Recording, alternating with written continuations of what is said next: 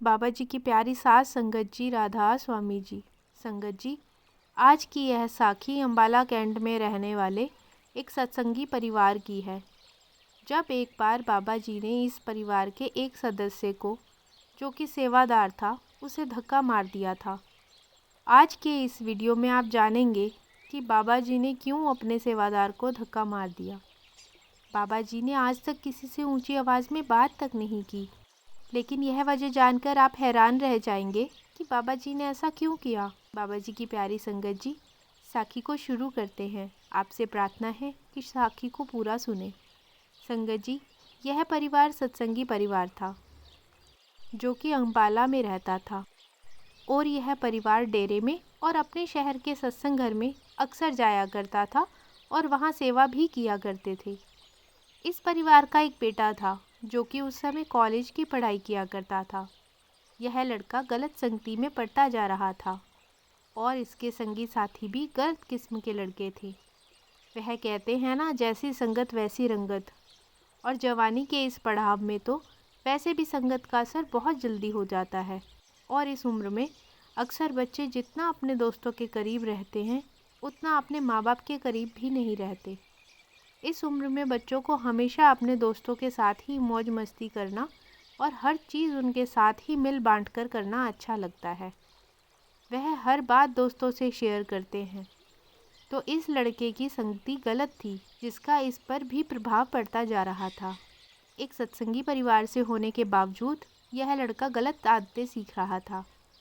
एक बार इसके कॉलेज के दोस्तों ने ऋषिकेश घूमने का प्रोग्राम बनाया और इस लड़के से भी पूछा कि हम सब मेरे पापा की कार लेकर ऋषिकेश घूमने जा रहे हैं, तू भी हमारे साथ चल। तो यह लड़का कहने लगा कि मैं अपने पापा से पूछ लेता हूँ और उसके बाद मैं भी चलूँगा। तो घर पहुँचकर वह अपने पिता से बात करता है। तो उसके पिता कहते हैं कि बेटा, तुझे तो पता है कि हमने सहारनपुर सत्संग घर सेवा पर जाना है। तो लड़का जिद करने लगा कि सहारनपुर ऋषिकेश के रास्ते में ही पड़ता है, मैं वापसी में वहीं उतर जाऊंगा और फिर वहां से सेवा करके आपके साथ ही घर वापस लौट आऊँगा।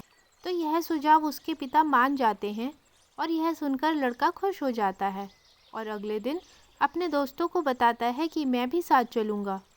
लड़का घूमने जाने की अपनी सारी तैयारी पूरी कर लेता है और जिस दिन उसने अपने दोस्तों के साथ जाना होता है, उस दिन से एक दिन पहले लड़के के पिता की तबीयत अचानक बहुत ख़राब हो जाती है और उनको अस्पताल में भर्ती करवाना पड़ जाता है, जिस वजह से लड़के का ऋषिकेश जाना कैंसिल हो जाता है। लेकिन उसके दोस्त घूमने के लिए ऋषिकेश चले जाते हैं। इधर 2 दिन के बाद इसके पिता की तबीयत ठीक हो जाती है और पिता को अस्पताल से छुट्टी मिल जाती है। फिर वह पूरा परिवार खुशी खुशी सहारनपुर के लिए निकल जाते हैं, क्योंकि वहाँ उन्होंने सेवा करनी थी और रविवार को बाबा जी का सत्संग सुनना था। और जब यह परिवार सत्संग घर पहुँचता है तो वहाँ इन सब की सेवा लगा दी जाती है और इस लड़के की सेवा बहुत दूर अलग से गेट पर लगा दी जाती है। और इधर से इस लड़के के दोस्त ऋषिकेश से घूमकर वापस घर के लिए निकल चुके होते हैं और रास्ते में उन्हें याद आता है कि वह सत्संगी लड़का भी तो फ़ोन कर रहा था कि पापा की तबीयत ठीक हो गई है और हम सहारनपुर सत्संग पर जा रहे हैं।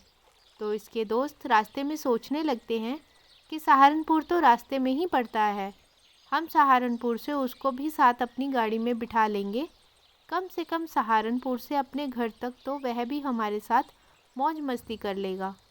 तो जब वह सब सहारनपुर पहुंचते हैं तो गाड़ी को सत्संग घर की ओर मोड़ लेते हैं और वहां पहुंचकर उस लड़के को ढूंढने लगते हैं, लेकिन वह लड़का उन्हें कहीं नहीं मिलता, क्योंकि उसकी सेवा बहुत दूर अलग कहीं लगा दी गई थी। फिर दोस्तों की नज़र लड़के के माँ बाप पर पड़ती है, तो वह लड़के के माँ बाप के पास जाकर उनसे पूछता है कि वह लड़का कहाँ है। तो उसके माँ बाप बताते हैं कि उसकी ड्यूटी तो बहुत दूर लगाई गई है। यह सुनकर लड़के सोचते हैं कि अब कहाँ कहाँ उसको ढूंढेंगे। तो यह सोचकर सब अपनी गाड़ी में जाकर बैठ जाते हैं और वहाँ से चले जाते हैं। और इसके कुछ देर बाद सत्संग घर में बाबा जी पहुँच जाते हैं। संगत जी, जैसे कि आप सबको पता है कि बाबा जी अक्सर अपने सेवादार को स्पेशल दर्शन देते हैं तो उस दिन शाम को बाबा जी जब वहाँ पहुँचे तो बाबा जी ने सभी सेवादारों को बुलाया और सब पर दृष्टि डालते हुए आगे बढ़ रहे थे। तो जब इस लड़के के सामने जैसे ही बाबा जी पहुँचे तो इसको देखकर बाबा जी ने इसको हल्के से धक्का मारा। यह देखकर वहाँ सब हैरान थे कि बाबा जी ने ऐसा क्यों किया। तो लड़के के पिता ने जत्थेदार से पूछा कि बाबा जी ने उनके लड़के को धक्का क्यों मारा। तो जत्थेदार कहने लगा कि भाई यह तो बाबा जी ही जाने, एक काम करता हूँ, मैं तुम्हें बाबा जी से अलग से मिलवाने की कोशिश करता हूँ। तो जत्थेदार ने कुछ देर के बाद लड़के को और उसके माता पिता को बाबा जी से मिलवाया। उस लड़के के पिता ने बाबा जी से हाथ जोड़कर पूछा कि बाबा जी क्या आपके इस बच्चे ने कुछ गलती कर दी है। तो बाबा जी कहने लगे कि नहीं भाई। तो पिता बोले कि बाबा जी आपने सबको दर्शन दिए लेकिन इसको धक्का दिया, इसलिए मुझे लगा कि बच्चे से ज़रूर कोई गलती हुई है। तो बाबा जी कहने लगे कि भाई मैंने इसको धक्का नहीं मारा, मैंने काल को धक्का मारा है। यह कहकर बाबा जी वहाँ से चले गए और इसके बाद पिता और बेटा दोनों सोच में पड़ गए कि बाबा जी ने जो कहा इसका मतलब क्या था। क्योंकि संगत जी संतों की कुछ बातें हर किसी को समझ में नहीं आती। संतों की बातों को समझना इतना आसान नहीं होता। तो इन्होंने यह बात जत्थेदार से पूछी। जत्थेदार ने कहा कि फिक्र ना करो, बाबा जी की इसमें भी कोई ना कोई मौज ही होगी जो आपके लड़के को धक्का मारा। फिर इसके 2 दिन के बाद सत्संग सुनकर और सेवा करके जब यह परिवार घर जाने के लिए वापस अपनी गाड़ी में बैठा तो सबने अपने अपने मोबाइल फ़ोन ऑन किए और सोशल मीडिया पर इन्होंने जो कुछ देखा सबके होश उड़ गए। और उसके बाद इन्हें बाबा जी की वह बात समझ में आ गई कि बाबा जी के कहने का क्या मतलब था। इन्होंने मोबाइल में देखा कि वह लड़के जो इसके दोस्त थे वह जब सहारनपुर सत्संग घर से वापस निकले तो कुछ दूरी पर उनका एक्सीडेंट हो गया और वह सब दोस्त उस एक्सीडेंट में मारे गए।